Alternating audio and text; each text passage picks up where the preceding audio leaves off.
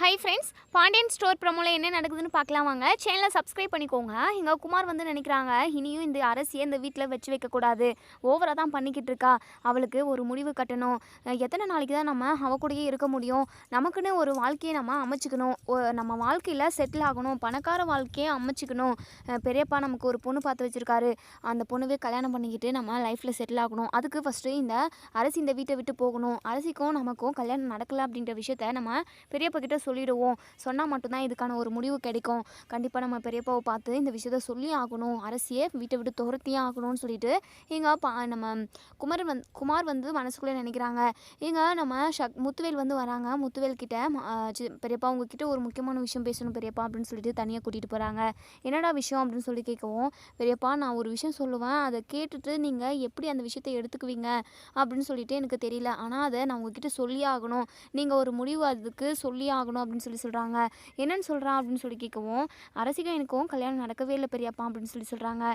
இதை கேட்டதுமே நம்ம முத்துவேல் வந்து பயங்கரமாக ஷாக் ஆகுறாங்க.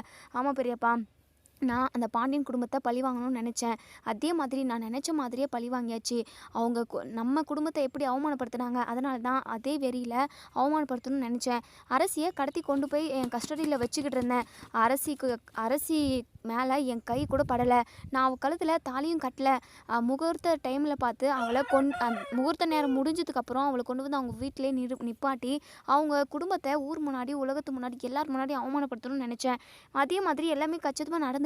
ஆனால் அந்த அரசி எனக்கு ஒரு ட்விஸ்ட்டை வச்சுட்டா.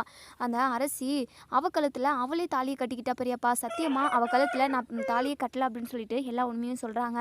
இதை கேட்டதுமே நம்ம முத்துவேல் வந்து பயங்கர அதிர்ச்சி ஆகிறாங்க. இங்கே பார்க்குமாறு மற்ற விஷயத்தில் மாதிரி இந்த விஷயத்தில் நீ போய் சொல்கிறியா அப்படின்னு சொல்லி கேட்கவும், சத்தியமாக இல்லை பெரியப்பா, ஏன் மேலே சத்தியமா, அப்பா மேலே சத்தியமா, நான் சொல்கிறது எல்லாமே உண்மை.